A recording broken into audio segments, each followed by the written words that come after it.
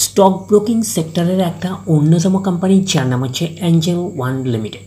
Angel ওয়ানের হচ্ছে quarter ওয়ানের রেজাল্ট আউট হয়ে গেছে। কোয়ার্টার ওয়ানের রেজাল্টের পারফরমেন্স কী টাইপের দিয়েছে অ্যাঞ্জেল ওয়ান, সেটাকে নিয়ে আমরা অ্যানালিসিস করব। তার আগে আমরা কোম্পানিটার হচ্ছে চার্ট প্যাটার্নটাকে নিয়ে অ্যানালিসিস করব। দেখব যে শেয়ার হোল্ডারদের কতটা রিটার্ন জেনারেট করেছে বা ওয়েলথ ক্রিয়েট করে দিয়েছে, সেটাকে নিয়ে আগে আমরা ফার্স্ট অ্যানালিসিস করব। আফটার দ্যাট হচ্ছে আমরা কোম্পানিটার হচ্ছে কোয়ার্টার ওয়ানের রেজাল্টের পারফরমেন্স কী টাইপের দিয়েছে সেটাকে নিয়ে অ্যানালিসিস করব।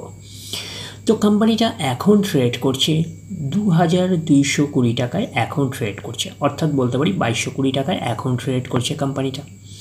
তো কোম্পানিটার আমরা যদি মার্কেট ক্যাপিটালাইজ চাই, তাহলে মার্কেট ক্যাপিটালাইজ হচ্ছে অ্যাপ্রক্স 20,000 কোটি টাকার মার্কেট ক্যাপিটালাইজ, অর্থাৎ এই কোম্পানিটাকে আমরা মিড ক্যাপ টাইপের কোম্পানি হিসাবে কনসিডার করতেই পারি। তো কোম্পানিটার যদি পি রেশিও দেখি কত আছে, 16.84 হচ্ছে পিই রেশিও। এবং আমরা যদি কোম্পানিটার 52 উইক হাই দেখি, 52 উইক হাই আছে 3,935 টাকা হচ্ছে, 3,900 টাকা 35 পয়সা হচ্ছে 52 উইক হাই। এবং কোম্পানিটার আমরা যদি 52 উইক লো দেখি 1446 টাকা 5 পয়সা হচ্ছে 52 উইক লো। তো কোম্পানিটার আমরা যদি একদিনের পারফরমেন্সে যাই, 2.5% মতন নেগেটিভ রিটার্ন জেনারেট করেছে একদিনে। 5 দিনের পারফরমেন্স করেছে একটা ফ্ল্যাটিস টাইপের পারফরমেন্স করেছে 5 দিনে। 1 মাসের পারফরমেন্স দিয়েছে 16% মতন নেগেটিভ রিটার্ন জেনারেট করেছে 1 মাসে। 6 মাসে কীরকম পারফরমেন্স করেছে, 33.5% মতন নেগেটিভ রিটার্ন জেনারেট করেছে 6 মাসে। 1 জানুয়ারি থেকে পারফরমেন্স করেছে 38% মতন নেগেটিভ রিটার্ন জেনারেট করেছে 1 জানুয়ারি থেকে। আমরা যদি চলে যাই 1 বছরে, 1 বছর হচ্ছে 40% মতন পজিটিভ রিটার্ন জেনারেট করেছে 1 বছরে। তো ন্যাচারাল ব্যাপার, আমরা জানি যে শর্ট টার্মে সেভাবে ওয়েলথ ক্রিয়েট হয় না স্টক মার্কেট থেকে। যত লং খেলবেন স্টক মার্কেটে তত হচ্ছে ওয়েলথ ক্রিয়েট হয়। বাট এই কোম্পানিটা কিন্তু শর্ট টার্মে অর্থাৎ 1 বছরে কিন্তু একটা ডিসেন্ট টাইপের পারফরমেন্স করেছে, আমরা এইটুখানি বলতে পারি। 40% মতন পজিটিভ রিটার্ন জেনারেট করেছে 1 বছরে অর্থাৎ শর্ট টার্মে। তো এখন দেখার বিষয় কোম্পানিটা কি লং টার্মে ভালো পারফরমেন্স করেছে, লং টার্মে কি শেয়ার হোল্ডারদের ওয়েলথ ক্রিয়েট করে দিয়েছে, সেটাই কিন্তু এখন আমাদের দেখার বিষয়। তাহলে আমরা চলে যাচ্ছি কোম্পানিটার ম্যাক্সিমাম চার্ট প্যাটার্নে। তো ম্যাক্সিমাম চার্ট প্যাটার্ন হিসাবে পারফরমেন্স করেছে 708% মতন পজিটিভ রিটার্ন জেনারেট করেছে অল টাইম বা ম্যাক্সিমাম। তো কোম্পানিটা লিস্টেড হয়েছে কবে, 2020-তে লিস্টেড হয়েছে। তাহলে 2020 থেকে এখন অব্দি রিটার্ন জেনারেট করেছে 708% মতন পজিটিভ রিটার্ন জেনারেট করেছে অল টাইম বা ম্যাক্সিমাম। তাহলে 2020-র পরে 21, 22, 23 অ্যান্ড 24, 1, 2, 3, 4 বছর কমপ্লিট হবে কিন্তু অক্টোবর মাস আসলে। তো অ্যাপ্রক্স 4 বছরের চার্ট প্যাটার্ন হিসাবে আমরা কনসিডার করতেই পারি। তো 4 বছরের পারফরমেন্স হিসেবে একটা ডিসেন্ট টাইপের পারফরমেন্স করেছে, আমরা এইটুকুনি বলতে পারি। 100% মানে ইনভেস্টমেন্ট হবো, তো ইনভেস্টমেন্টকে আমরা এইটুকুনি বলতে পারি 8 গুণের কিন্তু বেশি করে দিয়েছে 4 বছরে। তো ম্যাক্সিমাম চার্ট প্যাটার্নটাকে এখনও অবধি আমরা ডিসেন্ট হিসাবে কনসিডার করতে পারছি না। তার কারণটা কি, বেশি দিনের ডেটা হিস্ট্রি অ্যাভেলেবেল নয়, শুধুমাত্র 4 বছরের ডেটা হিস্ট্রি অ্যাভেলেবেল। তো সেই কারণে কিন্তু ম্যাক্সিমাম চার্ট প্যাটার্নটাকে এখনও অবধি আমরা ডিসেন্ট হিসাবে কনসিডার করতে পারছি না। বাট এইটুখানি বলতে পারি যে 4 বছরের পারফরমেন্স হিসাবে কিন্তু একটা ডিসেন্ট টাইপের পারফরমেন্স করেছে, হিউজ ওয়েলথ ক্রিয়েট করে দিয়েছে শেয়ার হোল্ডারদের, আমরা এইটুখানি বলতেই পারি। তো এখন দেখার বিষয় কোম্পানিটার কোয়ার্টার ওয়ানের রেজাল্টের পারফরমেন্স কী টাইপের দিয়েছে। তাহলে আমরা চলে যাচ্ছি কোম্পানিটার কোয়ার্টার ওয়ানের রেজাল্টে। আমরা চলে আসলাম কোম্পানিটার হচ্ছে কোয়ার্টার ওয়ানের রেজাল্টে। আগে আমরা ফার্স্ট দেখে নেব যে সিকোয়েন্সগুলো ঠিকঠাকভাবে সাজানো রয়েছে নাকি, এটাকে আগে আমরা ফার্স্ট দেখে নেব। এটা হচ্ছে এই কোয়ার্টার, মিস হচ্ছে কোয়ার্টার ওয়ান, এটা প্রিভিয়াস কোয়ার্টার, আর এটা হচ্ছে 1 বছর আগে। তাহলে সিকোয়েন্সগুলো ঠিকঠাকভাবে সাজানো রয়েছে, আমরা এইটুখানি বলতেই পারি। এইবারে আমরা দেখে নিই যে অ্যামাউন্টগুলো কিসে দিয়েছে। অ্যামাউন্টগুলো হচ্ছে মিলিয়ন্সে দিয়েছে অ্যামাউন্টগুলো। এইবারে আমরা চলে যাব কোম্পানিটার টোটাল ইনকামে। তো টোটাল ইনকামে যাওয়ার আগে আমরা কি করব, একটু লার্জ করে নিয়ে অ্যাডজাস্ট করে নেব, তাহলে আপনাদের কাছে ব্যাপারটা আরও ভিজিবল হবে। এইবারে আমরা চলে যাচ্ছি কোম্পানিটার টোটাল ইনকামে। তো টোটাল ইনকামে আমরা কি পাচ্ছি, এই কোয়ার্টার মিস হচ্ছে কোয়ার্টার ওয়ানে 14,100, প্রিভিয়াস কোয়ার্টারে ছিল 13,585, এবং 1 বছর আগে ছিল 8,110। তাহলে 1 বছর আগের 8,110টা এখন কত হয়ে গেছে 14,100। তাহলে আমরা বলবো ইয়ার অন ইয়ার বেসিস কিন্তু ম্যাসিভ জাম্প রয়েছে টোটাল ইনকামে। প্রিভিয়াস কোয়ার্টারে ছিল কত 13,585, সেটা হয়ে গেল এই কোয়ার্টার, মিনস হচ্ছে কোয়ার্টার ওয়ানে হয়ে গেল কত 14,100। তাহলে আমরা বলবো কোয়ার্টার অন কোয়ার্টার বেসিসও কিন্তু জাম্প রয়েছে টোটাল ইনকামে। তো ন্যাচারাল ব্যাপার, আমরা জানি যে ইনকাম করতে গেলে কোম্পানিকে এক্সপেন্সেস করতেই হবে।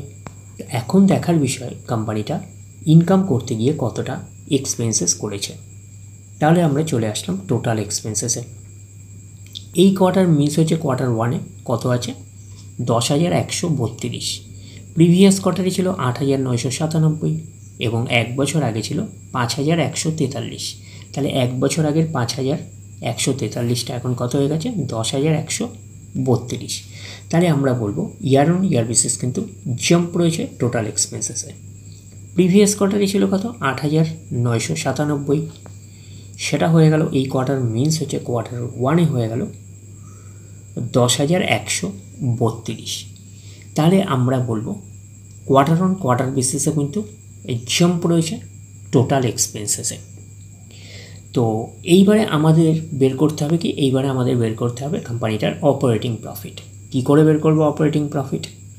টোটাল ইনকাম থেকে টোটাল এক্সপেন্সেস আমরা বাদ দেবো, বাদ দিলে যেটা পড়ে থাকবে সেটা হচ্ছে অপারেটিং প্রফিট।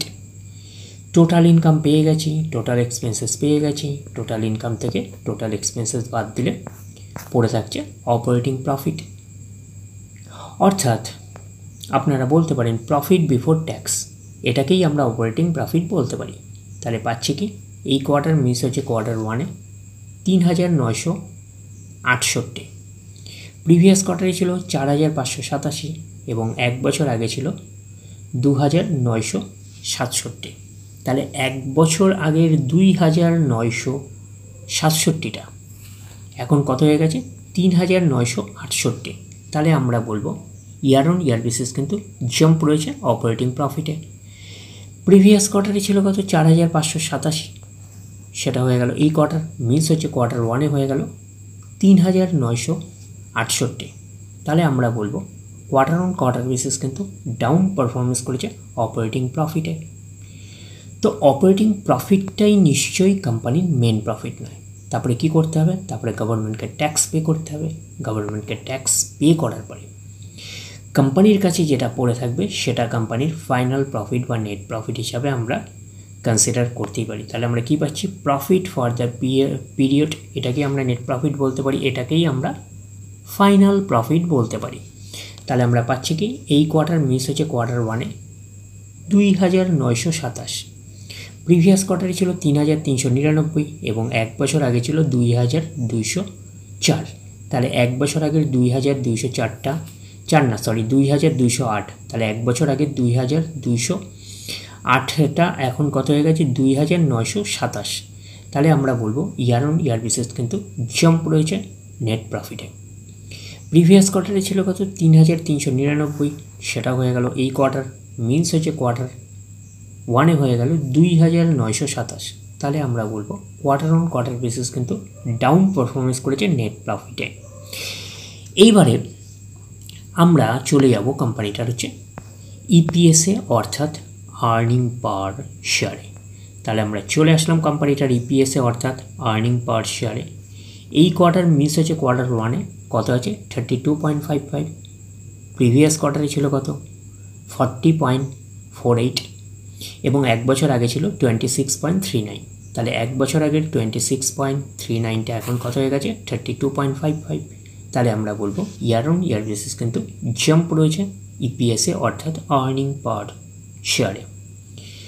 প্রিভিয়াস কোয়ার্টারে ছিল কত 40.48, সেটা হয়ে গেল এই কোয়ার্টার মিনস হচ্ছে কোয়ার্টার ওয়ানে হয়ে গেল 32.55। তাহলে আমরা বলবো কোয়ার্টার অন কোয়ার্টার বেসিস কিন্তু ডাউন পারফরমেন্স করেছে ইপিএসে অর্থাৎ আর্নিং পার শেয়ারে।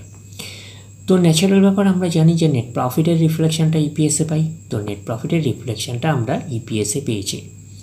তো ওভারঅল কনক্লুশন হিসাবে আমরা কি বলবো যে নেট প্রফিটে আমরা কি পেয়েছিলাম, নেট প্রফিটে পেয়েছিলাম year on year basis jump রয়েছে, but quarter on quarter basis কিন্তু ডাউন পারফরমেন্স করেছে নেট প্রফিটে। তো ওভারঅল আমাদের কাছে কনক্লুশনে আসলাম যে অ্যাঞ্জেল ওয়ানের হচ্ছে কোয়ার্টার ওয়ানের রেজাল্ট আমরা এইটুখানি বলতে পারি একটা